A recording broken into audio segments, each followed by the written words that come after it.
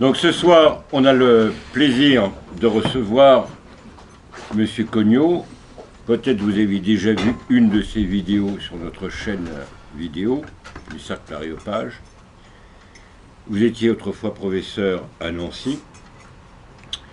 Et votre livre, je pense que c'est un grand livre. Très important, et ça recoupe des sujets qui ont été abordés à plusieurs reprises ici. Manipulation. Et ça traite au fond de la modernité, et le sujet de la conférence était un peu provocateur, la théologie de la provocation. Donc c'est toute la mentalité moderne et postmoderne qui détruit de manière inexorablement tout au nom de principes faux, d'images, de slogans qui empêchent toute réflexion. Entre autres, et ça me fait penser à Balzac, on a détruit la France au nom de quel principe? Le progrès. Et Balzac disait un slogan nouveau pour des ambitions nouvelles. C'est tout à fait ça. Et vous ajoutez, oui, ça vous le développerez, le tiers inclus. Montrer comment la plupart des gens sont à la fois victimes et acteurs de cette décadence inexorable. Alors je vous invite à relire, d'abord tout à l'heure, à acquérir, n'a pas beaucoup de son livre, et de vous faire dédicacer, et de méditer ce livre. Décadence inexorable, du moins à moins d'une saine réaction, et la vie c'est la réaction, n'en déplaise à nos adversaires.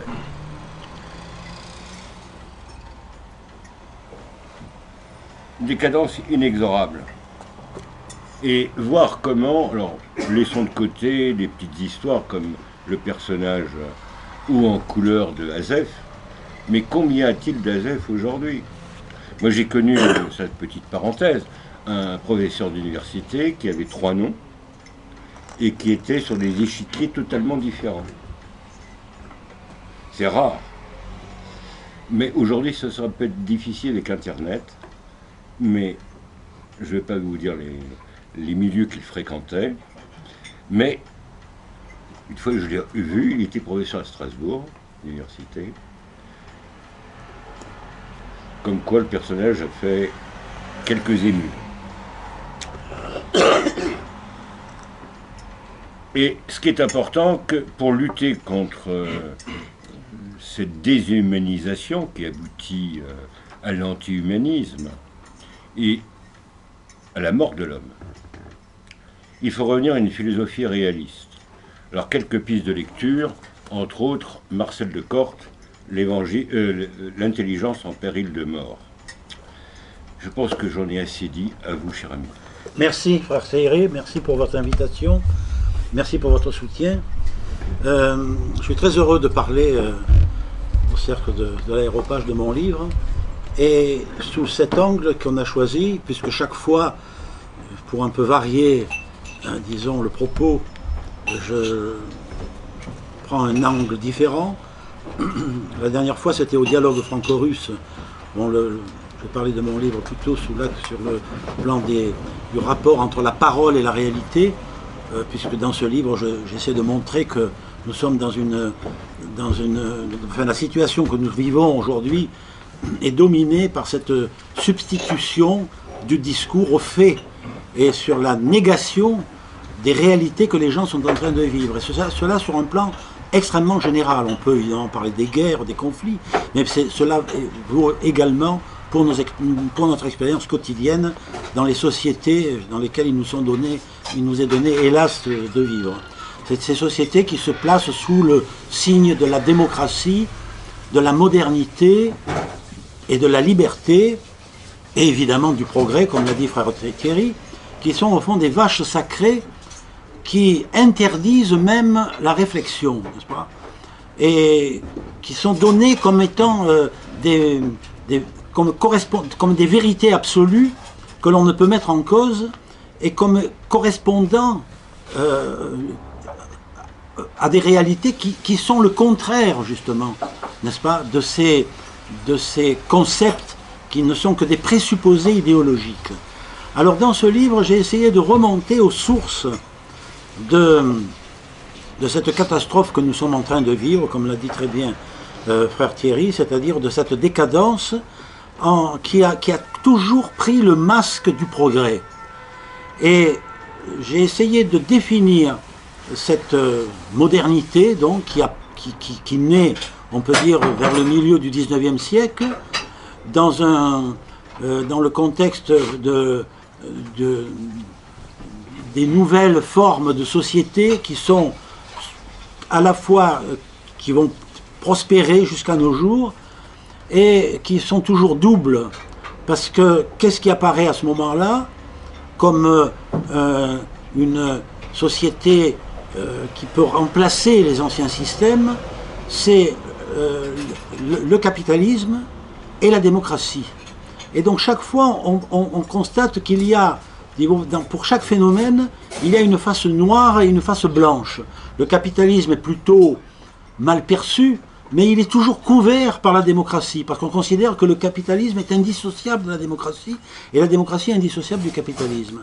Et alors cette idéologie, n'est-ce pas, qui naît en Occident, disons vers le milieu du XIXe siècle, elle va s'introduire en Russie, elle va engendrer en Russie des courants révolutionnaires qui vont peu à peu gangréner la société russe et provoquer ce que l'on connaît, c'est-à-dire les deux grandes catastrophes inaugurales, je dirais, du XXe siècle, qui ont été la Première Guerre mondiale et la Révolution russe, que l'on ne peut pas dissocier. Donc je me suis penché sur ce phénomène du nihilisme, qui est d'ailleurs l'objet d'un roman de Leskov que je viens de traduire. Je profite de l'occasion pour faire déjà un effet d'annonce qui s'appelle « À couteau tiré » et qui a été écrit en 1870 et qui disons, décrit, n'est-ce pas, la société russe à ce moment-là comme étant entièrement sous l'emprise de cette nouvelle idéologie que moi j'appelle, enfin qui peut-être n'était pas considérée à ce moment-là comme totalitaire, parce qu'elle était seulement en train d'émerger, n'est-ce pas? Elle n'avait pas encore pris toute sa puissance, mais elle commençait déjà à avoir le pouvoir réel sur une société russe qui continuait, en fait, qui jusqu'en 1917 a quand même été toujours, n'est-ce pas, sous le régime tsariste, sous l'ancien régime. Mais ce qu'il y a de flagrant, c'est que on pourrait dire au pouvoir officiel, qui perd de plus en plus de son emprise sur la société, se substitue un pouvoir idéologique dans les médias de l'époque, n'est-ce pas, dans les revues, dans la littérature, et qui peu à peu, on pourrait dire, corrompt les esprits jusqu'à entraîner l'effondrement de tout le système, n'est-ce pas? Et donc on arrive à un point de rupture qui est justement concomitant à l'apparition, enfin, de cette modernité que l'on célèbre encore aujourd'hui comme étant vraiment, disons, la source de toutes les valeurs. Et ce qui m'a paru intéressant ce qui m'apparaît de nouveau justement dans cette modernité, c'est que la modernité qui est célébrée à cette époque, qui se manifeste à cette époque, et qui va continuer comme on l'a vu, et qui a provoqué au fond, qui est toujours à l'œuvre, n'est-ce pas, dans tous les changements, dans toutes les ruptures de l'histoire, cette modernité, elle marque une rupture fondamentale avec tout le passé de l'humanité. C'est-à-dire le passé, disons, je dis de l'humanité, on pourrait dire de la civilisation judéo-chrétienne tout entière. C'est-à-dire que l'apparition, que ce phénomène que l'on désigne comme étant la modernité, va proposer une solution de remplacement, n'est-ce pas, à des valeurs qui se transmettaient de génération en génération, et profitant évidemment des injustices, des abus, des excès inhérents à chaque société, à chaque régime, ce qu'il y avait de différent, c'est que alors que précédemment, chaque génération constituait une espèce d'alternative, enfin succédait à la précédente, n'est-ce pas, mais sans mettre en cause les fondements même de la civilisation. Et cela, je l'avais constaté déjà dans le domaine de l'art, parce que le livre que frère Thierry vient de vous présenter s'inscrit dans le prolongement de notre livre que j'ai écrit et qui était consacré uniquement à l'art et qui s'appelle L'art contre les masses, où j'établis un parallèle une relation entre le modernisme artistique et la modernité sociale. Et donc ce que j'ai constaté dans l'art, à savoir que dans l'histoire de l'art, depuis toujours, il y avait une relève, n'est-ce pas? C'est-à-dire que chaque école, évidemment, s'opposait à l'école précédente, mais ne mettait jamais en cause des acquis fondamentaux, des valeurs fondamentales, qui restaient toujours communes, n'est-ce pas? Tout communes aux artistes.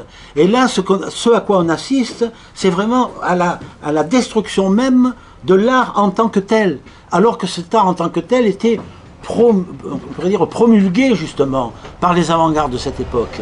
Et cela m'a donné à penser que ce qui était le signe de ce que j'appelle de cette provocation qui, selon moi, constitue l'essence même de la modernité, eh bien c'est l'inversion des valeurs. C'est que nous sommes constamment en face d'une inversion des valeurs et que par exemple, ce que l'on appelle la démocratie triomphante, qui est considérée comme, n'est-ce pas, absolument, que l'on ne peut jamais mettre en cause, eh bien si on analyse les réalités qui se réfèrent à cette notion de démocratie, on s'aperçoit que ces réalités sont exactement le contraire, n'est-ce pas, de ce que l'on peut concevoir comme étant la démocratie. Il en est de même pour le progrès.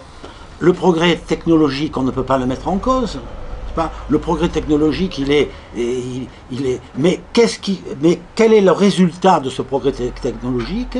C'est une décadence morale, sociale, politique, permanente. Et même, je dirais, une décadence artistique, dans le domaine artistique. Parce que le progrès va toujours dans le sens du confort, de la commodité technique, n'est-ce pas? Regardez ce qui se passe avec les DVD, enfin toutes ces nouvelles technologies que l'on exalte, elles s'accompagnent toujours d'une régression artistique. Regardez par exemple, vous ne pouvez plus maintenant voir un film comme on le voyait avant. Parce qu'avant, quand vous voyez un film qui est avec la pellicule, en 35, ça n'a aucun rapport avec le digital. Vous écoutez de la musique, vous écoutez les CD, n'est-ce pas? Ou toutes les formes maintenant de support, MC3 ou tout ça. Mais ça n'a rien à voir avec les anciens même modes de reproduction, mais même les disques vinyles, qui ont toujours beaucoup de succès auprès des mélomanes, parce que leur reproduction était beaucoup plus fiable, beaucoup plus juste. Donc on assiste constamment à une régression, n'est-ce pas, qui est sous le signe du progrès. Le progrès désigne en fait est l'expression d'une régression permanente et c'est toujours au nom de... Regardez par exemple, pour revenir à la démocratie. La démocratie se veut comme, sous le signe de la majorité, n'est-ce pas, la volonté de la majorité. Mais en réalité, ce sont les minorités qui décident de cette majorité. On assiste à des paradoxes absolument invraisemblables. C'est le culte des minorités sexuelles, enfin, toutes les minorités que vous pouvez imaginer, qui sont portées au pinacle et au nom desquelles tout le monde auquel on doit s'assujettir, etc. Bon, je ne vous renvoie pas à des phénomènes que vous connaissez aussi bien que moi, concernant les nouvelles lois, les nouveaux décrets, qui vont tous dans ce sens. Donc, alors cela n'est pas nouveau. Ce que j'ai voulu montrer dans mon livre, c'est que j'ai voulu essayer de retracer, si vous voulez, l'histoire de cette provocation à travers les différents systèmes totalitaires qui se sont succédés et qui tous d'ailleurs ont en dénominateur commun cette modernité. Si vous prenez même le nazisme, le nazisme le nazisme se voulait porteur de modernité, n'est-ce pas? Dans ses excès, dans ses outrances, dans ses exclusions, dans ses discriminations, il se voulait porteur, et il a été porteur de modernité, n'est-ce pas? Les usines, quand on veut, toutes les qui ont créé les gaz qui ont tué les gens à Auschwitz, etc. L'industrie était, n'est-ce pas? On inventait des nouveaux moyens de destruction qui étaient effectivement extrêmement modernes, n'est-ce pas? Il y a une grande modernité dans le nazisme, même dans la conduite de la guerre. Ce qui a fait ce qui a contribué à la victoire du nazisme, enfin, je ne vais pas refaire l'histoire, c'est justement cet art de la guerre nouveau, n'est-ce pas, de la guerre éclair, la guerre des blindés, etc., qui était une nouveauté par rapport à la guerre de 1914, etc., etc. Le communisme, n'en parlons pas. La modernité, elle est essentielle au communisme. Le communisme se veut, il est porteur de l'avenir radieux. Il n'est pas inscrit, ce qui a fait la force du communisme, justement, c'est ce mouvement vers cette représentation d'un avenir, n'est-ce pas, où toute l'humanité sera réconciliée avec elle-même, dans une égalité des droits. L'idée était absolument fascinante, et d'ailleurs elle a galvanisé des millions de gens, au point que même les victimes même, n'est-ce pas, du bolchevisme, vous le savez très bien, criaient « Vive Staline !» Elle était victime de Staline et criait « Vive Staline !» Donc il y avait une espèce de fascination dans la représentation. C'est cela qui m'a paru important. Et frère Thierry nous a parlé du tiers inclus. Je me suis servi de cette notion dans mon livre que j'ai puisé dans les mémoires d'un écrivain polonais que j'ai traduit, poète polonais, qui a été victime qui a été pendant la guerre arrêté par tout ce qu'il était à Lvov, il a été arrêté par le NKVD. Et il a passé beaucoup d'années en prison, dans les prisons soviétiques, et il a fait la constatation suivante. Il a dit, dans les prisons, je n'ai pas là, bon, je ne vais pas citer littéralement, mais disons l'idée qui m'a paru importante, c'est celle-là, que j'ai désignée comme étant celle du tiers inclus, le principe du tiers inclus. Il dit, dans la prison, nous étions frères par le NKVD, nous étions frères par le parti. Nous étions frères par Staline. C'est-à-dire que Staline était entre nous. Et c'est cela qui soudait les prisonniers eux-mêmes, n'est-ce pas? Et il ajoute, c'est évangélique. Alors ça m'a évidemment énormément, disons, choqué en quelque sorte, mais ça m'a donné à penser qu'au fond, tous ces systèmes totalitaires étaient comme d'ailleurs des observateurs il y a eu, fin de cette époque, l'avait remarqué, c'est par exemple Armand Robin, qui disait que le communisme est spirituel à l'envers. Que tous ces systèmes totalitaires, au fond, sont porteurs d'une sorte d'une religiosité dépravée, je dirais, n'est-ce pas? Ils sont, au fond, ils veulent se substituer à la religion. Et donc, le tiers inclus, c'est évidemment la parodie de la parole du Christ. Je serai partout où vous serez, je serai avec vous. Eh bien, ce n'est plus le Christ qui est avec nous, mais c'est Staline, c'est le parti, n'est-ce pas? Et on assiste à ce culte du parti, n'est-ce pas? Cette sacralisation du parti qui a toujours raison, et qui justifie toutes les contradictions, n'est-ce pas? Tous les mensonges, tout est lavé par n'est-ce pas, cette toute puissance du parti qui est inattaquable. Et donc on assiste à donc je me suis penché donc non pas tellement sur les conséquences, même pas sur les causes ni politiques, ni sociales, ni économiques de ces régimes totalitaires, ni même au fond sur les conséquences, mais sur le fonctionnement mental, n'est-ce pas, qui était en fait le moteur de ces systèmes. Et j'en suis arrivé, j'ai vécu, il faut dire, pendant 20 ans dans des pays communistes, puisque j'étais envoyé là-bas comme professeur de français dans les universités. Donc j'ai été en Pologne, j'ai enseigné en Pologne, j'ai enseigné en Union soviétique, j'ai enseigné en Tchécoslovaquie. Et donc je connais très bien donc, les réalités de ces pays à cette époque par mon vécu personnel.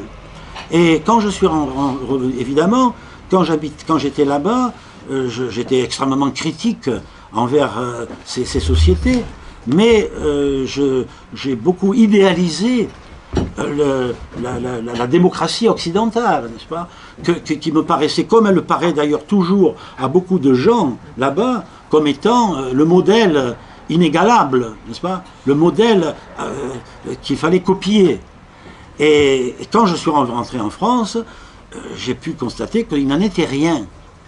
Et que cette fameuse démocratie, au fond, constituait à sa manière, et d'une manière beaucoup plus, évidemment, douce, beaucoup plus sournoise, beaucoup plus efficace d'ailleurs, beaucoup plus efficace, une nouvelle forme de totalitarisme, et que j'ai appelé le démocratisme totalitaire. Et qu'il s'agit d'un démocratisme totalitaire qui s'exerce par cette action sur la pensée des gens et qui se traduit, je dirais, par des réflexes pavloviens, n'est-ce pas? C'est-à-dire que les noms, on ne va pas se pencher sur les réalités, on ne va pas s'intéresser aux réalités qui sont évoquées par l'information que l'on reçoit. L'information, elle est, disons, elle ne fait que véhiculer des présupposés idéologiques donnés comme absolument, n'est-ce pas, absolument inattaquables, absolument comme des impératifs catégoriques, on pourrait dire, n'est-ce pas, pour reprendre le mot de... Ce sont des impératifs catégoriques qui ne peuvent pas être mis en cause, n'est-ce pas? La démocratie ne peut pas être mise en cause, la modernité ne peut pas être mise en cause, la liberté ne peut pas être mise en cause, le progrès non plus. Et cela donc est commun à tous ces systèmes totalitaires et apparaît aujourd'hui avec une force renouvelée dans nos sociétés, parce qu'on considère que nous avons vaincu, n'est-ce pas, le mal, que les anciens totalitaires, les systèmes totalitaires appartiennent au passé, et que nous vivons sous le règne de la liberté. Alors la liberté, évidemment, c'est la notion, c'est la valeur par excellence. Or, les grands romanciers russes, j'ai parlé de Leskov, mais évidemment, on ne peut pas passer sous silence Dostoïevski, qui, dans Les Démons, met en scène un personnage qui s'appelle Chigaliov, qui dit j'ai commencé, en parlant de son propre système communiste déjà, n'est-ce pas, il dit j'ai commencé par je pose la liberté illimitée, je vais donner aux hommes la liberté illimitée, et cela va conduire au despotisme absolu. Donc on arrive à ce paradoxe, n'est-ce pas, pour parler de l'inversion des valeurs, à ce paradoxe du despotisme de la liberté.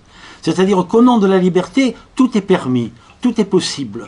Et à partir de ce moment-là, ce que les gens sont en train de vivre et qui est en totale contradiction avec cette liberté. Parce que si on s'interroge sur notre vie, on s'aperçoit que nous vivons sous une censure permanente, nous vivons sous une désinformation, un système de domination, mais qui sont isolés, n'est-ce pas, et qui sont menacés. Donc tout n'est pas perdu, et je crois que c'est à, disons, chacun peut,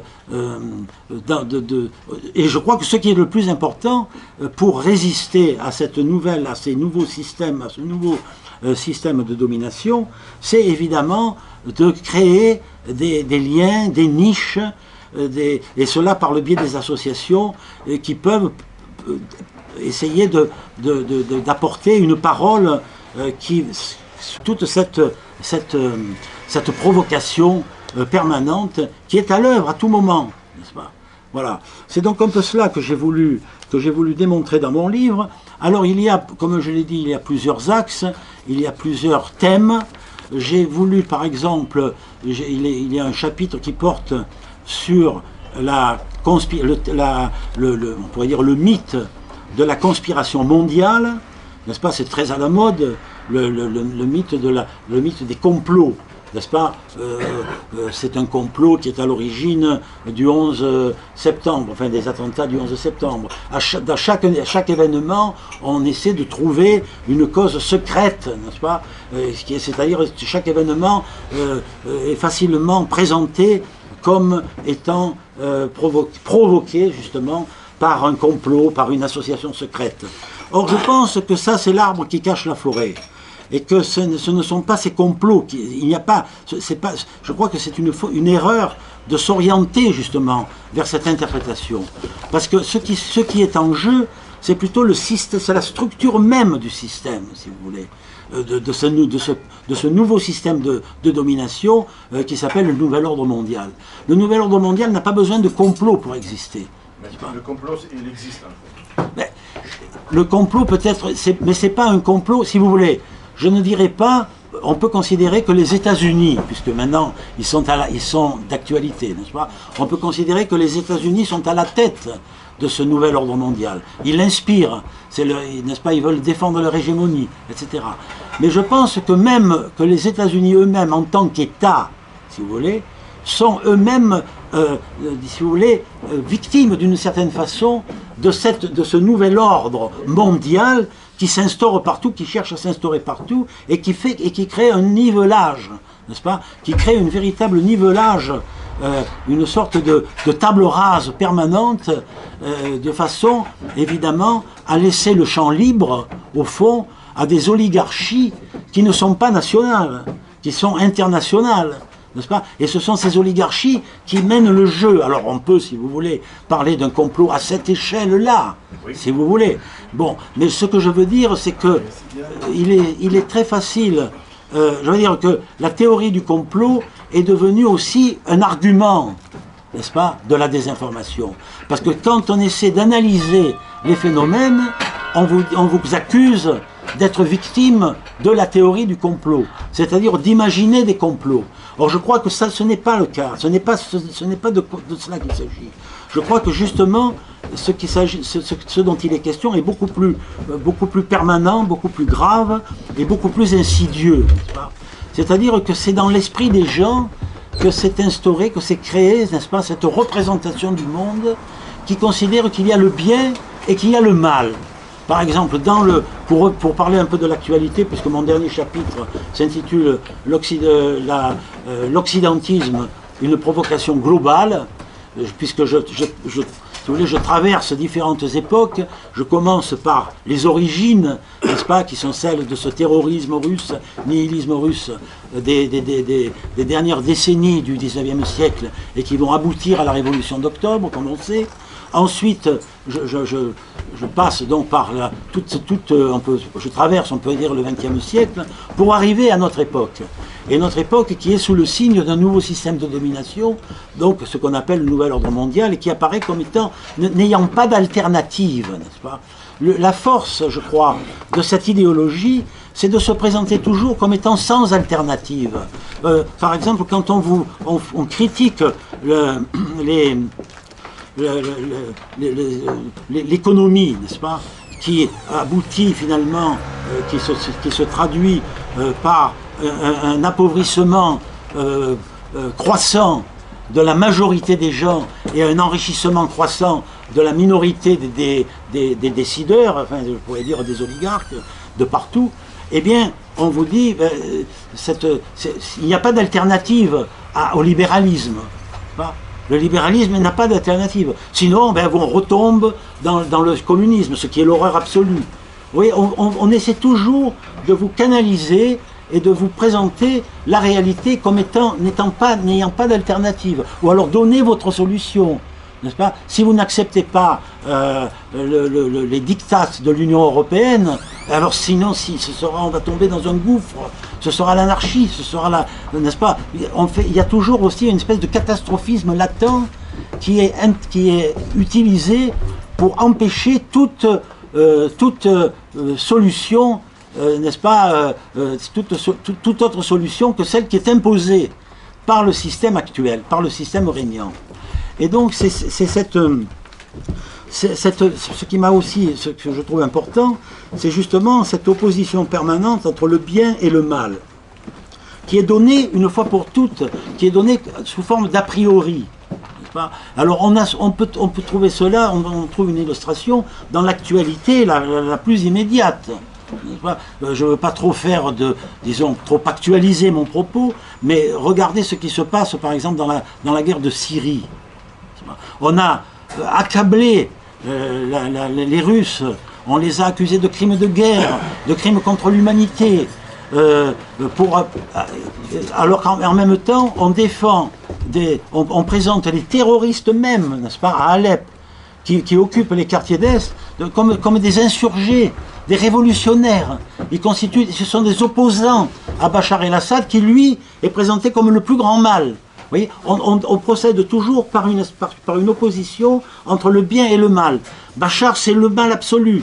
Donc il faut lutter contre lui. Et finalement, on en arrive même à aider, à financer, à armer des groupes terroristes qui ensuite font des attentats chez nous.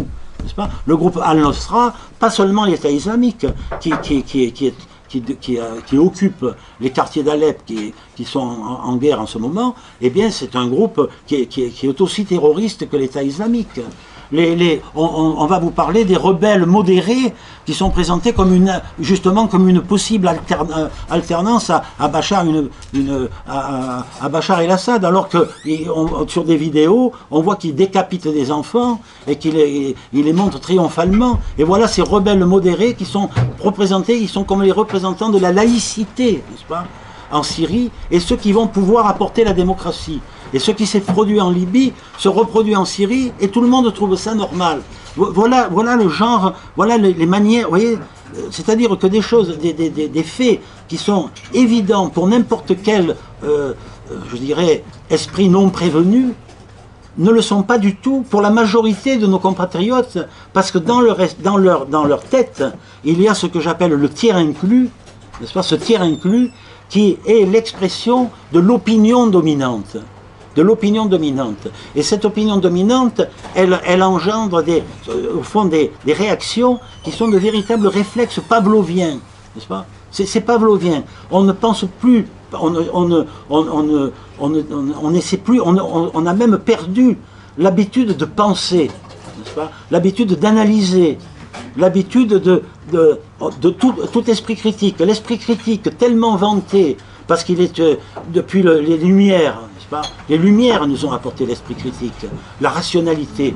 Mais cette rationalité, elle est complètement démantelée aujourd'hui. Il n'y a plus du tout de rationalité dans les discours dominants. Et pourtant, ils se considèrent comme l'expression même de la rationalité et de l'héritage des Lumières. Alors tout cela est très évidemment préoccupant. Je viens de lire un livre d'un excellent philosophe, sinologue, qui s'appelle François Julien, qui s'appelle « Il n'y a pas d'identité culturelle ».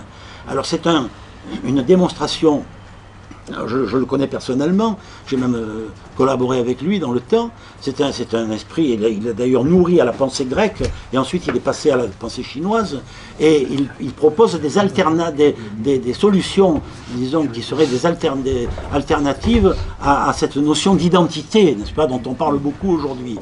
Eh bien, donc il fait cette démonstration, mais en même temps,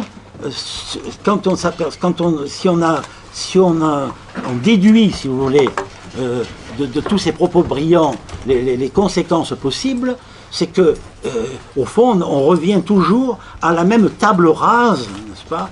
La même table rase de toutes les valeurs qui ont constitué le socle même de notre civilisation. Qui sont de plus en plus qui sont éliminés progressivement, comme de notre éducation, de l'école, de partout.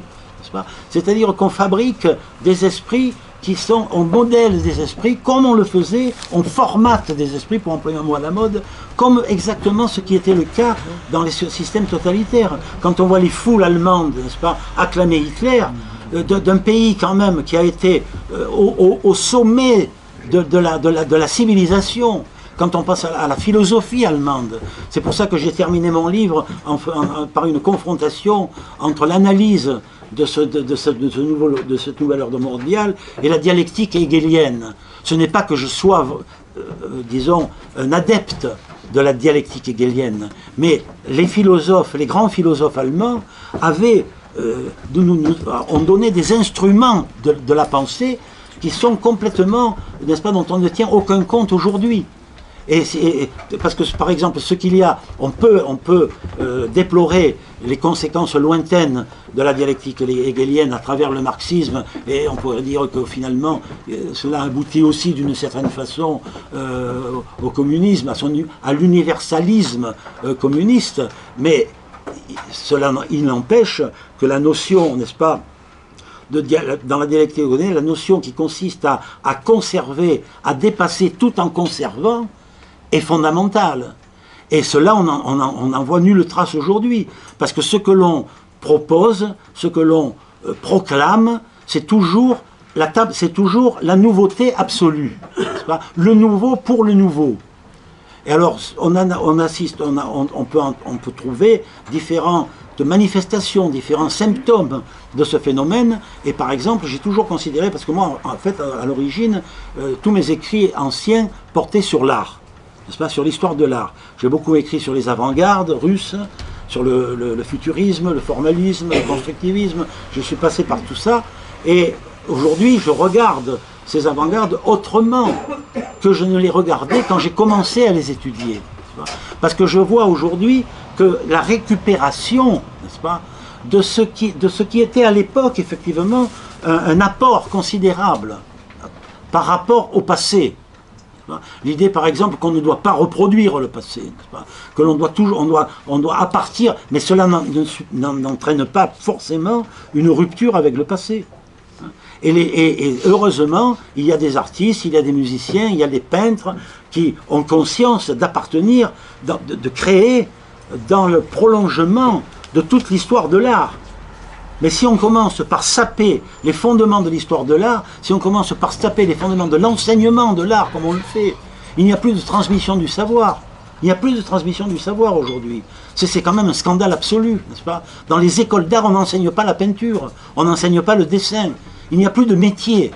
Et si bien que moi, qui étais pendant longtemps critique, ayant vécu 20 ans sous le régime communiste, j'étais très critique envers ce régime. Maintenant, j'en viens à valoriser des aspects que je considère extrêmement positifs de cette réalité que j'ai connue. Alors évidemment, parfois je me fais traiter de tous les noms parce que soit fasciste, soit stalinien ou tout ce que vous voulez, mais au fond, pour moi, cela est de l'ordre d'une vérité que j'ai vécue. Et je voudrais dire aussi que ce qui est très important, c'est justement c'est le témoignage vécu, c'est l'expérience vécue par rapport à des commentaires, aux commentaires des journalistes, n'est-ce pas, qui souvent ne connaissent absolument rien de la réalité et qui ne font que répéter des leçons apprises. Et ça, c'est aussi un élément extrêmement important du décervelage, n'est-ce pas, qui est en cours. J'étais à Moscou parce que je suis toujours un peu disons, entre les deux pays. Ma femme est russe, j'ai vécu très longtemps là-bas, j'adore la Russie, je me sens aussi russe que français et je pense que la Russie est le pays qui peut-être est le seul pays à résister encore à cette espèce d'effondrement général. Mais j'ai rencontré Alexandre Latza qui m'a parlé de ces conflits avec les envoyés spéciaux. Les envoyés spéciaux, ils ne s'intéressent pas du tout aux réalités qu'ils ont pour devoir d'informer. Ils vivent dans les grands hôtels, ils écrivent des articles qui sont déjà rédigés par leur rédaction, et si jamais ils font entendre un autre son de cloche, ils se font virer. Moi, j'ai bien connu Jacques Merlino, par exemple, l'auteur des vérités. Les vérités yougoslaves ne sont pas toutes bonnes à dire. Il était envoyé spécial, justement, de la télévision française en Yougoslavie au moment de la guerre. Et là, il constate que tout ce qu'il voit, tout ce dont il doit rendre compte, est en totale contradiction avec tout ce qu'on lui a appris, tout ce que racontent les médias. Alors il est très étonné et il rencontre le directeur d'une agence de communication américaine et il lui dit « Mais écoutez, je suis désolé, mais ce que vous dites n'est faux. On parle de viols de femmes, de camps de concentration. On a montré des corps de personnes qui étaient des personnes malades, n'est-ce pas? Parce que le raffinement dans la désinformation va très loin. Qu'on voit agrippés à des barbelés. Et voilà, ce sont les Serbes qui massacrent ces gens dans ces camps de concentration qui n'existaient pas.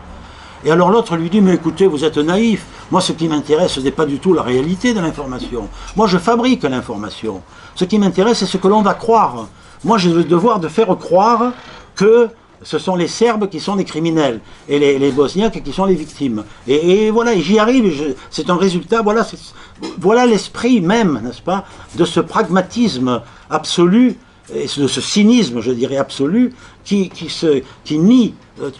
n'accorde aucune importance à la vérité de l'information. Ça n'empêche pas qu'il y ait des journalistes qui se font tuer, n'est-ce pas, dans les points chauds, bien sûr, pour l'information, ils se font tuer. Mais en même temps, cette information qui nous arrive, elle ne correspond absolument pas aux réalités, enfin, sur le terrain, à ce que vivent les gens. Si bien qu'on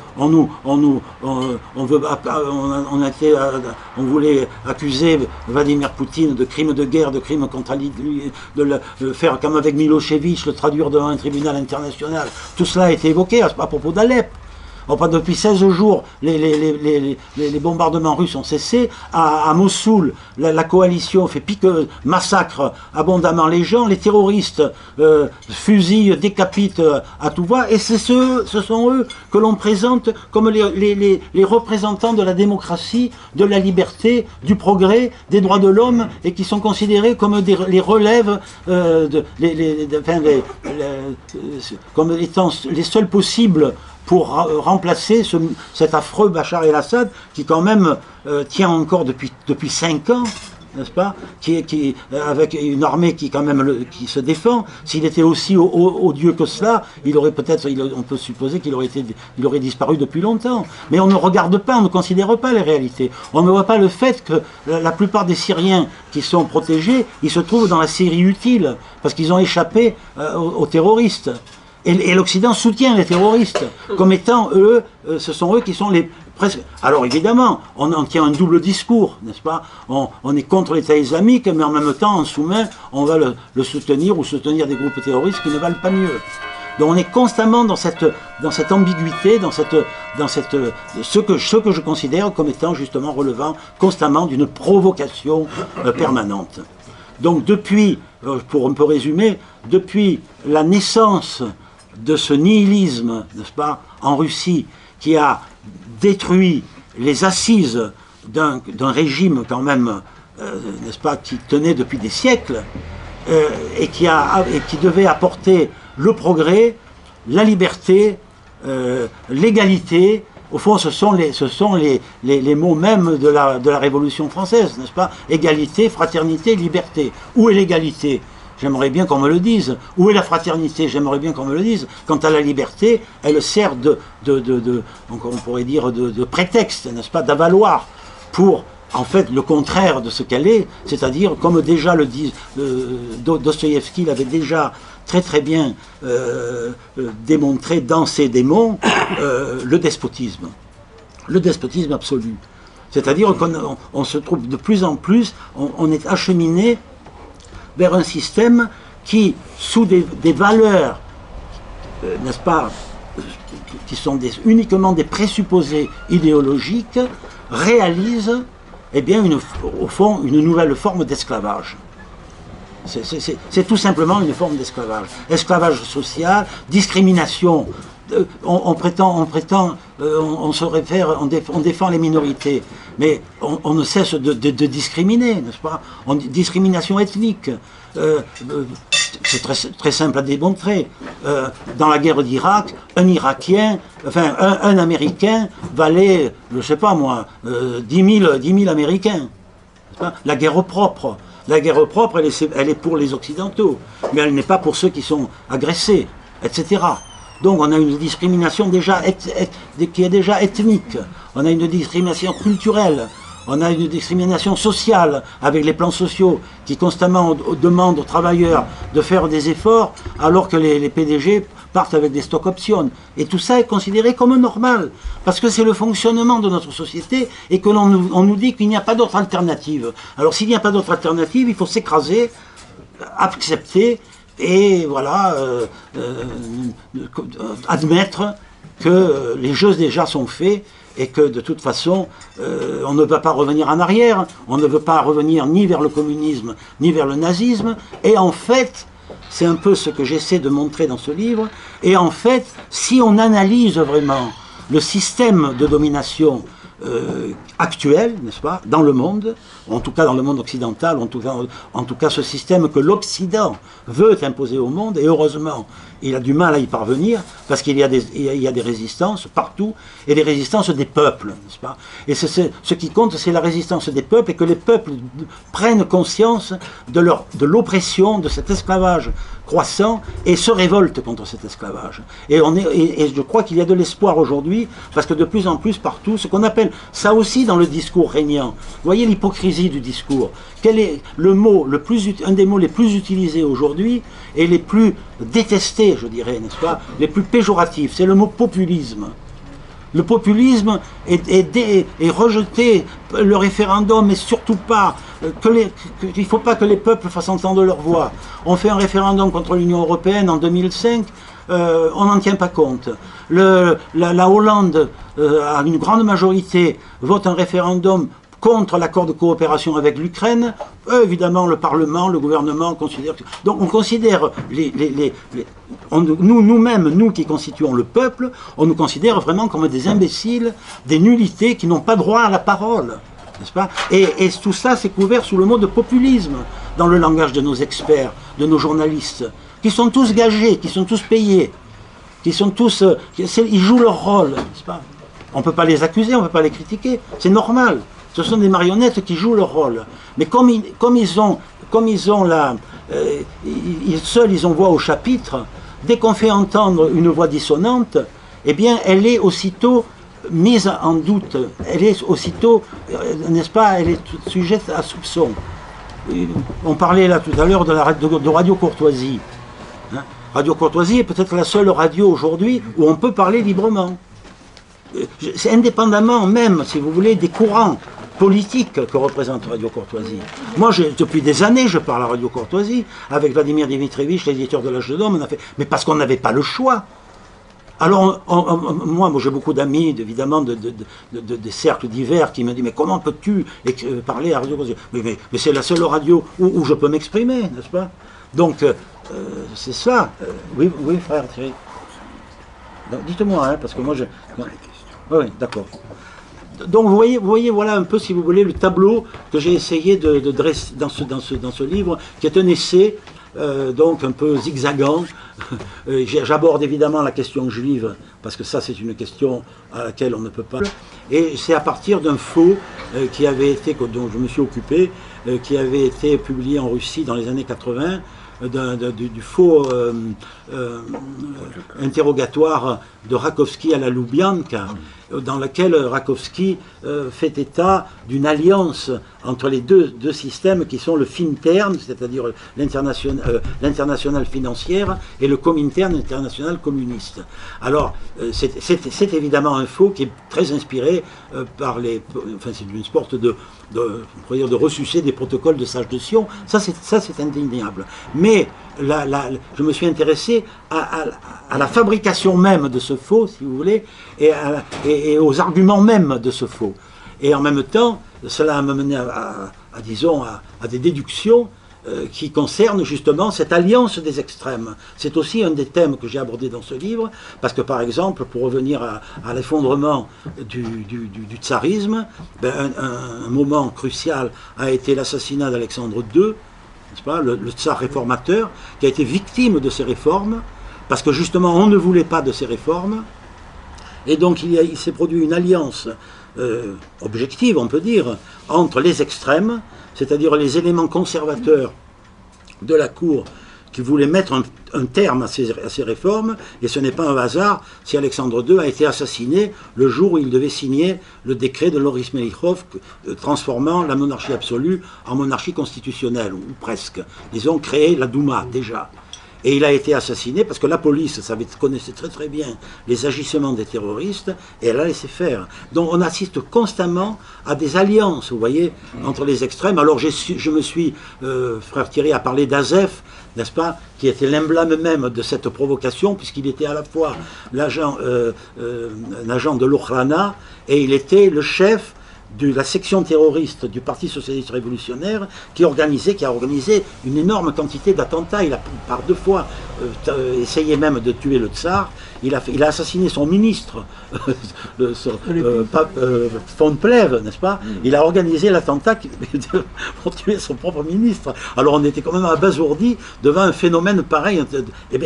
Et alors je l'ai cité, je l'ai analysé, je me suis servi des mémoires de Bourtsev et du livre de Nikolaïevski aussi, Histoire d'un traître, mais pour répondre à frère Thierry qui me dit, mais au fond c'est anecdotique, je dis oui, mais ce qui m'a intéressé dans le personnage d'Azef, c'est que pour moi je l'ai pris comme un paradigme de la provocation en général, comme signe de la modernité jusqu'à nos jours.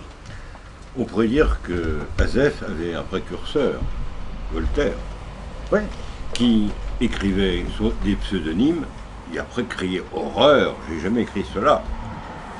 Mais ça c'est un procédé. C'est un procédé, qui est classique au XVIIIe siècle, avec entre autres, du moins pour ceux qui possèdent bien le français, et après il y aura des questions, l'ambivalence entre l'irréel présent et l'optatif, qui est utilisé beaucoup entre autres dans l'encyclopédie, par Montesquieu, et c'était un moyen d'éviter la censure.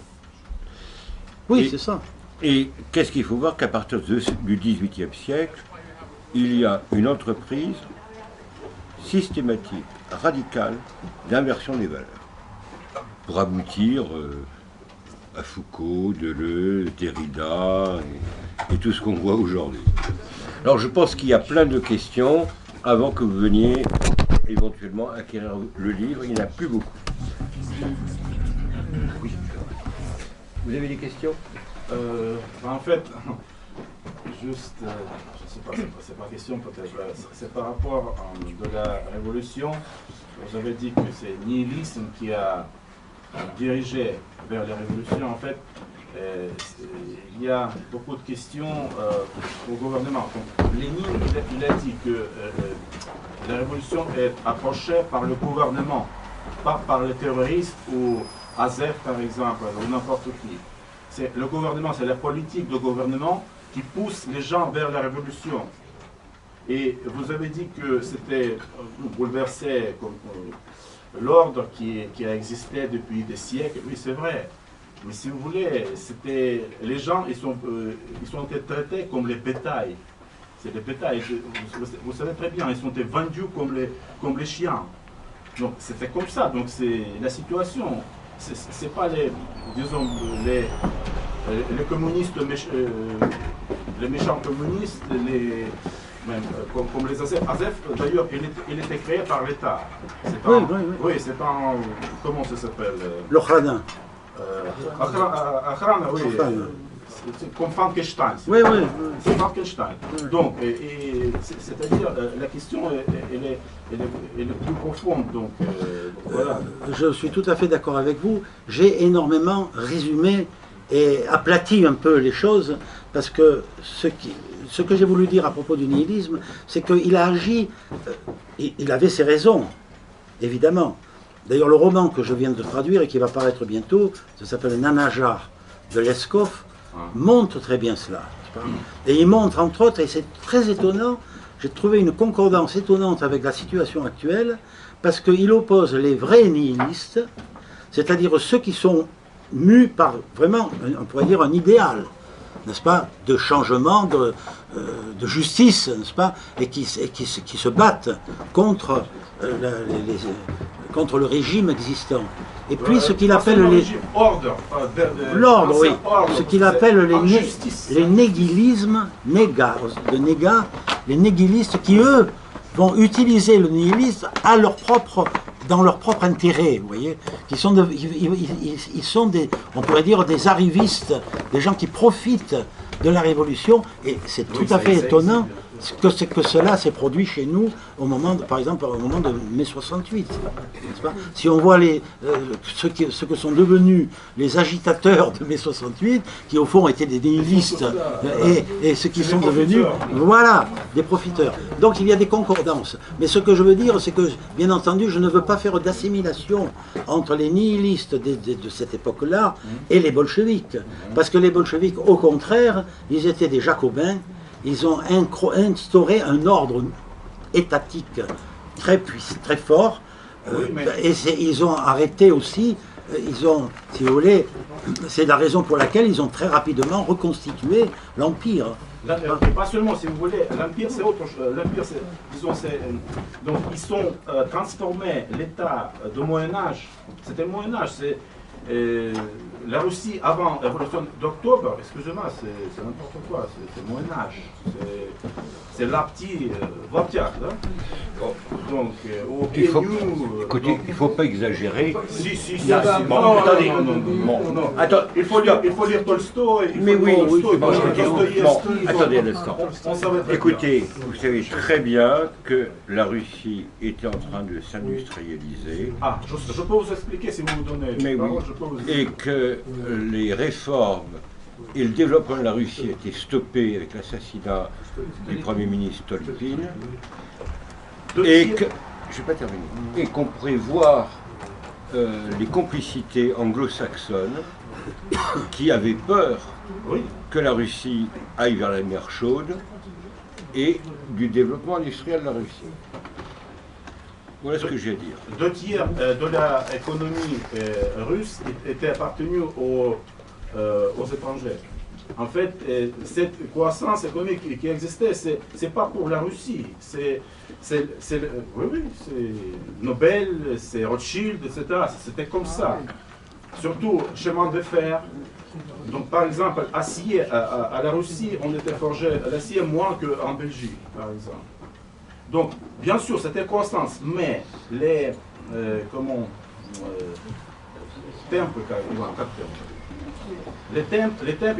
c'était moins considérable qu'en Occident. Croissance, c'était, en tout cas, c'était toujours, c'est pas même vitesse qu'Occident. La Russie aurait progressé économiquement, serait plus riche.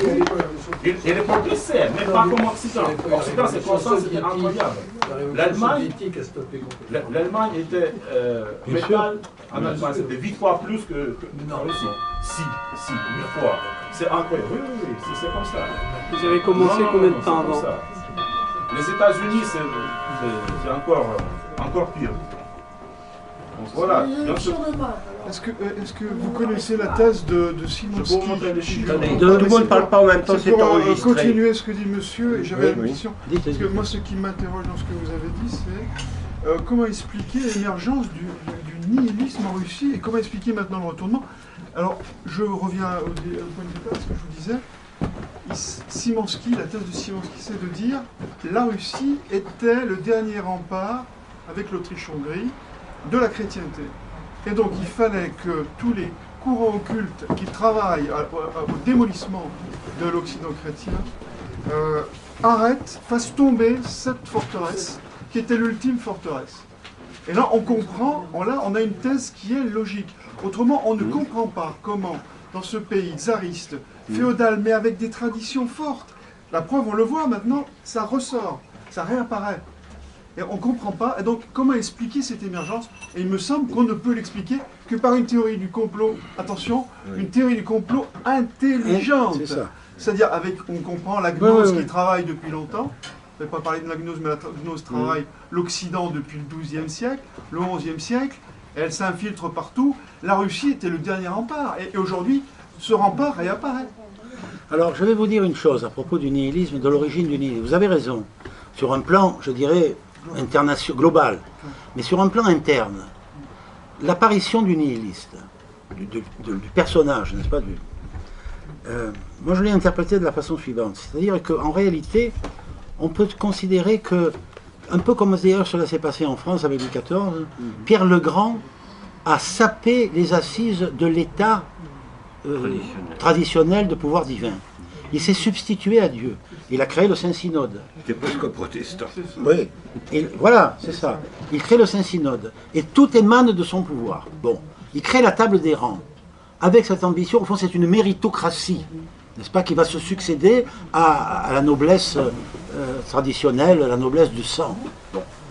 Et qu'est-ce qui se passe? Alors, c'est ça les paradoxes de l'histoire russe. Justement, ce que vous dites, c'est que la Russie, à ce moment-là, disons sous le règne de Nicolas Ier, est la protectrice, pas seulement des Slaves dans les Balkans, etc., mais des chrétiens. Oui. Mais en même temps, donc Nicolas Ier ne voulait rien changer, il voulait congeler, comme on dit, l'État dans son l'État tsariste tel qu'il était. Mais il a ouvert les universités. C'est quand même frappant que ce régime le plus conservateur, le plus réactionnaire, le plus despotique qu'on puisse imaginer, connaît l'essor culturel le plus extraordinaire. Pouchkine, mais bien sûr, mais pas seulement. Pas seulement, toute la grande littérature russe née à cette époque, et pas seulement, et les arts, et tout, enfin la culture est florissante, sous un régime qui normalement, tel qu'on le conçoit aujourd'hui, n'est-ce pas, aurait dû l'étouffer. Mais pas du tout. Et alors pourquoi? Parce que dans le prolongement justement de cette révolution au sommet qui a été réalisée par Pierre le Grand, l'ouverture de l'université à la plèbe, au clerc, enfin au roturier, excusez-moi, va créer une nouvelle classe. C'est-à-dire que ceux qui ont accès au savoir, et le savoir c'est le pouvoir aussi, n'est-ce pas? Mais eux ils n'ont pas le pouvoir. Ils ont le savoir, ils n'ont pas le pouvoir. Et donc ils vont revendiquer leur place. Ils ne l'ont pas, parce que les places sont occupées par les nobles, n'est-ce pas? Forcément. Donc ils n'ont pas ce pouvoir. Et donc ils vont se rebeller contre une société qui ne les met pas à leur place, à la place qui leur est due. Et c'est ce qu'on appelle les hommes de trop. Il y avait le livre de Tourguenieff, les hommes de trop, les hommes en trop, ils sont en trop dans la société. L'homme en trop, il ne va pas se contenter d'être en trop, il va vouloir changer la société. Donc il devient nihiliste. Il nie les valeurs de cette société, à laquelle il n'a pas part, qui ne lui donne pas sa place. Et donc va se créer ce milieu révolutionnaire qui va peu à peu, après le nihiliste va passer à l'action et il va devenir un terroriste. Et donc c'est ce que j'ai décrit dans mon livre et ce qui est décrit également beaucoup mieux par Nicolas Leskov dans le roman que j'ai traduit.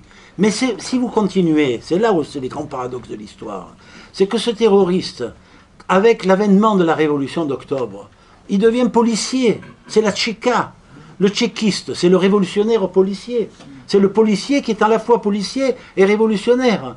Donc c'est à nouveau, on parlait d'Azef, c'est le même phénomène de dualité, n'est-ce pas, absolue. Mais ce phénomène-là, comme on peut le trouver bien avant, au temps de la Sainte Alliance. Oui. Le tsar libère Paris, d'ailleurs permet à la France d'exister à nouveau en tant qu'État, parce que les anglo-saxons ne voulaient pas, voulaient une occupation après la chute de Napoléon. Mais les loges maçonniques ont essaimé dans l'armée russe. Bien sûr. D'où les décembrices. Et ce qui peut être intéressant, mais ce serait le sujet d'une autre conférence, de voir les passages de certains slavophiles au Coran occidentaliste. Là aussi, c'est intéressant. Il y avait l'inverse aussi. Kireïev qui venait de... Il y a eu des mouvements... Une question, on connaît Dostoïevski, est possédé 1870, et vous avez parlé d'un autre livre, et j'ai mal entendu, qui parlait aussi du nihilisme en 1870. Alors, c'est un livre... Alors, voilà. Alors, c'est un livre, c'est un roman de Nicolas Leskov, qu'on connaît surtout pour ses nouvelles, ses scases magnifiques, etc., mais qui a écrit deux grands romans anti-nihilistes. Le premier qui s'appelait Sans issue, hein, et le deuxième À couteau tiré, Nanajar. Alors, vous reviendrez pour le présenter. Alors, voilà. Avec l'ancien, enfin, l'éditeur de l'Âge d'Homme, Vladimir Dimitrievitch, qui hélas a disparu, et la maison est hélas presque avec lui, nous avions une passion commune pour ce roman, qui était, mais alors, rejeté par tous, et entre autres par son auteur. Parce qu'il était tellement... il a tellement été attaqué de partout, à la fois par les milieux officiels, parce que ce roman a été publié en feuilleton dans le Messager de Katkov, qui était le grand publiciste conservateur et qui était l'éditeur de Dostoïevski. Et donc en 1860, il a été publié en 1871, à peu près en même temps que les démons de Dostoïevski, exactement contemporain. Et il y avait donc, mais l'approche n'est pas la même. L'approche n'est pas la même. C'est-à-dire l'approche de Dostoïevski, comme vous savez, elle est métaphysique, elle est religieuse, voilà. Alors que Leskov, lui, était un observateur extrêmement attentif, extrêmement minutieux des réalités sociales. Presque comme Balzac, très juste. Et donc c'est un roman qui apporte une autre vision du nihilisme, n'est-ce pas ? Comment ? Vous le donnerez quand ? Ah ben le 9 février, il sera dans les librairies. Je viens de terminer les corrections. C'est un roman qui fait 975 pages. Oh, mais vous reviendrez à ce moment-là. Ouais. Ah, j'ai une passion pour ce roman. Bon, le résultat, il ne m'incombe pas d'en juger. Je l'ai préfacé et je vous dirai, pour revenir un peu à notre propos, pour moi c'est un roman prophétique en quelque sorte. Et c'est très curieux parce qu'il raconte toutes sortes d'histoires épouvantables dans ce roman, une intrigue policière, n'est-ce pas, avec ce qu'on pourrait appeler l'équivalent d'un oligarque d'aujourd'hui, un maréchal de la noblesse complètement dépravé, etc., et frivole, et puis des intrigants autour qui veulent s'emparer de sa fortune, et une femme, une vampe, une courtise, enfin qui l'épouse et qui veut l'assassiner pour s'emparer de sa fortune, etc., etc. Tout ça est très banal, mais les personnages sont extraordinaires. La peinture, la galerie de personnages dans ce roman, des personnages de nihilistes, des personnages justement des négilistes. Il y a un certain Gordanov, il y a la femme, là, une femme fascinante, n'est-ce pas, qui s'appelle Bodrostina Glafira, ces gens sont complexes en même temps, ces personnages. Ils ne sont pas, on ne peut pas dire qu'ils sont, vous voyez, ils ne sont pas des machines, ils ont une psychologie. Ce qui est frappant dans les démons, c'est la complicité des milieux mondains. Pareil. Avec les terroristes. Oui, avec les terroristes. Ouais. Alors, je ne sais pas si c'est pareil. Oui, aussi. Parce qu'ils sont noyautés. Parce que les milieux mondains, les théories sont presque à la mode, en quelque sorte. C'est un peu ce qu'on connaît aujourd'hui. Tout ça. L'intelligentsia, au moment de la révolution bolchevique, était très proche, au moins des socialistes révolutionnaires. Ah oui. Et une grande partie de ce qu'on appelle l'immigration blanche, en fait, ce sont des révolutionnaires. Au moins plus de la moitié. Comment ? Révolutionnaire anti-tsariste, pas anti-intégraliste. Oui, mais ce sont des révolutionnaires. Des révolutionnaires, oui. Bon, oui. Et la plupart de ces gens-là, d'ailleurs on peut penser par exemple à la pseudo-sainte Marie de Paris, enfin, qui a été canonisée par l'église de Constantinople. Oui. Oui. Qui était à la fois, mais c'est toute une histoire, petite noblesse, oui. Amie de Bock, amie petite bourgeoise. Oui, ami du despote, président du Saint-Synode russe. Pas bien dans un sens. Oui. Et après, elle se marie, elle abandonne son mari, devient révolutionnaire, a failli être fusillée par les Blancs. Et c'est le président du tribunal qui l'épouse. Tous les deux viennent par la Yougoslavie en France. Et un se convertit, devient jésuite de rite oriental, et elle devient pseudo-religieuse chez Monseigneur Elov. Mais c'était une révolutionnaire. J'ai connu à Odessa. Excusez-moi de parler comme ça. J'ai connu à Odessa mais Nicolas Potorask qui était dans le même groupe de résistance qu'elle. J'ai connu à Odessa, parce que j'étais dans les années 70, j'étais à Odessa, et j'ai rencontré évidemment des émigrés russes, des Russes qui étaient en France et qui ont été rapatriés. Et l'un d'entre eux, Nicolas Potaresk, qui avait été secrétaire de l'Église orthodoxe en France, et qui avait été secrétaire de Berdyaev, m'a beaucoup parlé de Maria Skopska, parce qu'ils étaient dans le même groupe de résistance. Elle a été, vous savez, elle a été arrêtée. Elle a pu être admirable. Elle a remplacé à Auschwitz une autre détenue. Non, elle a une scène admirable. Oui, une sainte, oui. Ça, Enfin bon, en tout cas, elle a eu un comportement oui, admirable. admirable. C'est à l'âge d'homme, monsieur, votre livre? À l'âge d'homme ou Non, à c'est au l'âge- Sirte. Vous l'avez ici. C'est Il y en a éditions- 3. Édition donc, des Sirtes. Le prochain, Oui, par ce de sera Lescoff. l'âge d'homme ou Sirte? Non, aussi. Ah, Lescoff, c'était au Sirte aussi. Ah oui. Maintenant, je collabore avec les éditions des Sirtes parce que malheureusement, les éditions de l'âge d'homme sont... On est toujours les collaborateurs de quelqu'un. Oui, c'est ça. Ils sont un peu en extinction depuis la mort de Dimitrievitch. Et je vous signale que je prépare au Sirte donc, la publication de ce roman et aussi la publication de mes entretiens avec Vladimir Dimitrievitch, qui a été l'éditeur de l'âge d'homme, avec qui j'ai travaillé pendant 40 ans, parce qu'on s'est connus en 1972 et on ne s'est jamais quitté. J'étais co-directeur de la collection des classiques slaves à l'âge d'homme et toutes mes publications, évidemment, tous mes livres ont été publiés à l'âge d'homme. Et il a laissé un catalogue formidable hein, qu'on connaît et il avait des positions qui lui aussi lui ont valu beaucoup d'ennuis. Et beaucoup d'être boycottés à cause de la Yougoslavie, etc. Pas uniquement. Ouais. Alors, encore une question? Simplement, j'ai Oui. une amie, déjà, elle est étonnante par son histoire, parce que elle est l'arrière-petite-fille de Louis II de Bavière, Oui. qui a un fils, et elle est aussi la fille de Tartakovsky, qui était le numéro 2 du Parti communiste français. Thorez a eu la carte numéro 1, oui. et elle a le carte numéro 2. Et comme elle est issue d'une famille de grands résistants, Malraux l'avait envoyée à 18 ans en Pologne, pour la révolution étudiante, où il y avait beaucoup de gens qui étaient en Pologne, par rapport notamment à la guerre d'Algérie. Et elle a forgé une réflexion intéressante. Elle parle de soft fascisme, Oui. ce dont vous parlez, c'est-à-dire Oui. l'esprit devient l'ennemi. Oui, Et c'est on ça. s'aperçoit très vite que l'ignorance est un apprentissage. L'ignorance n'est pas naturelle.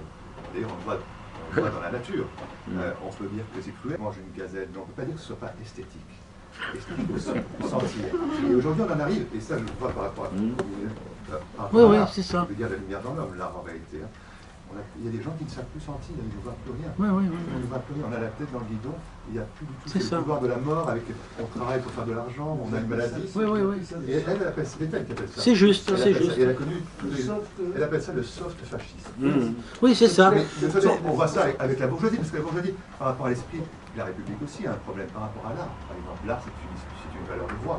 Et c'est toujours dans l'esprit aussi de la République que l'art est une affaire de droit.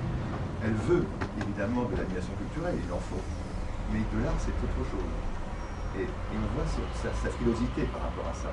Et donc on arrive très vite à la sous-culture, à la sous-réalité. On fait exister des choses qui ne sont pas réelles. Hein, Exactement. Et on développe une... Alors évidemment, elle a un problème avec le terme. Le terme est libre. Un mot qui se balade, le terme est libre, mais pas l'emplacement. Oui. Et donc tout va consister à faire valoir l'emplacement au détriment du terme. Parce que eux, ils maîtrisent le commerce, ils maîtrisent la circulation des marchandises. C'est ça. D'ailleurs, l'art est devenu un objet commercial comme les autres. Mais exactement. Il y avait une singularité française qui, je crois, est tombée sous Jospin, qui consistait à ce qu'une œuvre d'art, quand elle rentrait dans un musée français, dans n'importe quel musée de province, on ne pouvait plus en sortir. C'est un art spéculatif. Et ça, justement, ça protégeait la France de la sous-culture, parce qu'aujourd'hui, c'est ce qui se passait, par exemple, il y a des endroits aux Beaux-Arts de Paris qui ont été rasés, parce qu'à un moment donné, sous Lang, il y a eu un nouveau directeur, et il a considéré que c'est la sous-culture, c'était réactionnaire, de garder ces meubles, il fallait faire des choses sans esthétique, il fallait enlever les boiseries et tout ça, et du coup on a rasé l'amphithéâtre qui était très important de l'histoire. Donc c'est vraiment toujours pour... Il faut être moderne. Alors maintenant, aujourd'hui, et je crois qu'il n'y a plus cette singularité française, maintenant un nouveau conservateur de musée de province peut dire « Oh, il faut dépoussiérer tout ça, on n'a qu'à vendre tout ça, et on n'a qu'à acheter avec des nouvelles pièces nouvelles. » C'est comme... Et je connais aussi un garçon qui a été pendant 35 ans directeur des estampes au Louvre, et je peux vous dire qu'à Abu Dhabi, évidemment, on vend des œuvres d'art. On ne fait pas que les louer.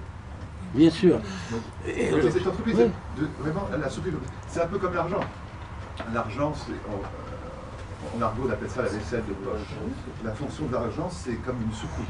Elle est là pour circuler. Oui. On met la tête du roi, la tête du roi circule, et c'est comme ça d'ailleurs que Louis XVI s'est fait attraper, parce qu'on a reconnu sa tête. l'argent, c'est au presse. La crise, c'est pas quand il n'y a pas d'argent, c'est que l'argent ne circule plus. Et le problème, c'est qu'on met l'argent sur la tête. Et c'est le maître important. Et regardez la primauté de l'art conceptuel aujourd'hui. Tout à fait. Et on en a un exemple dans les deux collections, dans les deux expositions d'art russe qui viennent dont on parle aujourd'hui. La Collection ne présente presque que des œuvres d'art conceptuel comme s'il n'y avait eu que cela. Et c'est un choix de Beaubourg. Bien sûr. Parce que c'est le seul art qui est le non-art est donné, qui est donné comme... il n'y a pas, là, à nouveau, il ne peut pas y avoir d'alternative. Moi, j'ai été au Beaux-Arts à Cergy, et je peux vous dire que c'était une sorte de parafascisme. Parce oui. que d'un coup, il ne fallait plus aimer la peinture, exactement. Il n'y a plus on retrouve la situation de la Révolution, parce qu'à la Révolution française, qui sauve les connaissances, le savoir, c'est David. Oui. Et s'il n'y a pas David, on perd. Et c'est là où on a une régression par rapport aux anciennes révolutions, aux anciens systèmes. Parce que moi, j'ai bien connu l'époque soviétique. On peut lui trouver toutes sortes de défauts. Mais la richesse culturelle qu'il y avait, la qualité qu'il y avait, parce qu'on avait le sens du métier. Et écoutez, regardez, j'étais récemment à Moscou, à la collection de la galerie Tretiakov.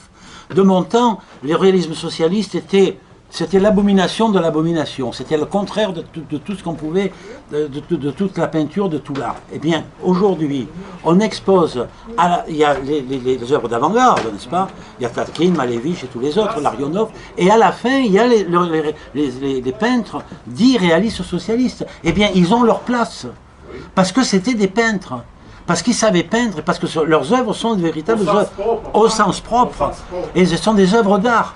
Et que l'on voit, moi, par exemple, Labasse, Pimenov, Deynek, etc. Mais ce sont de très grands peintres. Et qui ont ils ont eu des prix, ils ont décoré le métro de Moscou, etc. Sous l'égide du bolchevisme, vous voyez. Et qu'est-ce qu'on a fait dans les années 90? On a tout sapé. La recherche, les instituts de recherche, tout a été détruit. On a vandalisé tout l'héritage. Alors, le régime bolchevique avait ses torts, on sait, mais il avait construit beaucoup de... et tout ça a été laminé. Et c'est pour ça que les Russes ont compris ce que signifiait la démocratie. Et ils l'ont compris beaucoup... voilà. Vous vient de dire, vous-même, vous avez réestimé le communisme. Oui, oui. Ben voilà. Oui, non, mais pas par hasard. Il ne faut pas quand même tomber dans l'autre. Il a des défauts, parce que le mal a plusieurs façons. C'est relatif. Pas... C'est relatif, si vous voulez. Mais c'est vrai que, par exemple, moi je suis membre d'un jury du prix, on donne chaque année, on va le donner encore cette année, le prix Russophonie, à une traduction d'une œuvre littéraire russe en français. Eh bien, ça c'est aussi... Chaque fois, je fais les mêmes constatations. Quand il y a des œuvres qui datent de l'époque soviétique, qui parfois ont été censurées, qui n'ont même pas été parfois publiées, vous voyez, mais qui datent de cette époque, qui ont le sceau de cette qualité littéraire qui était commune à tous au fond. N'est-ce pas? C'était une qualité, il y avait une qualité de l'écriture, du métier littéraire. Et bien, quand on compare avec les œuvres que l'on publie aujourd'hui, on a d'une part c'est la littérature et le reste c'est n'importe quoi. Oui, oui. Voilà. Et donc, malheureusement, mais parfois je ne veux pas dire qu'il n'y a pas des œuvres intéressantes qui se publient, il ne faut pas généraliser. Mais dans l'ensemble, il y a une régression. Enfin, vous êtes russe, vous pouvez le constater. Il y a une régression. Dans l'art, il y a une régression. Dans la littérature. Là, le seul domaine qui, dans ces périodes de changement, est un peu préservé, c'est la musique. Oui. La musique, de par son langage, vous comprenez? Mais si vous voulez, la musique comme technique, mais pas musique comme les compositeurs. Oui, oui. Comme les musiciens. Mais oui. c'est pas seulement la musique. Musique, c'est... Mais enfin, il y a quand même une régression. Oui, oui. Mais organisée. Et oui, financé. Oui. C'est bien organisé côté musique, je suis professeur de piano. Ah, ben voilà. Dernière attaque de l'homme vivant. En sûreté, on n'a plus besoin de l'homme vivant. Parce qu'on peut créer l'homme vivant en passant par la voie spirituelle ou par les arts. Puisque en tête à tête, on transmet de cœur en cœur, de l'homme vivant à l'homme vivant. La mairie de Paris, depuis 6 mois, est en train de voter les lois qui nous interdisent des cours individuels de musique en France. Voilà. Maintenant, il faut avoir 5-6 élèves pour 30 minutes. et c'est fini. Et c'est fini, sous prétexte absolument moche.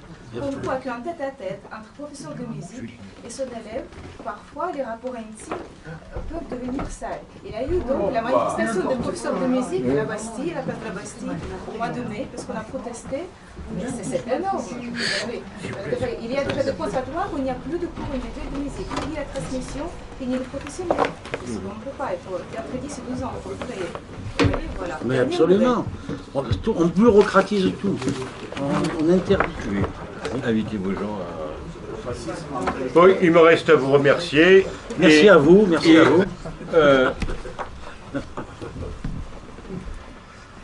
Donc il reste 3 livres. Donc ceux qui sont intéressés, je conseille vivement et de méditer certaines pages. Entre autres, tout ce que vous dites sur le tiers inclus, et de vous poser la question, n'êtes-vous pas inconsciemment un agent de la subversion? Ah oui, on est tous un peu sujets au tiers inclus. Thierry, à ma dernière conférence, mais vous aussi, vous êtes dans le tiers inclus. Oui, parce que vous étiez victime. Bon. Oui, oui, on est tous. Dernier exemple. Donc, ceux qui veulent viennent voir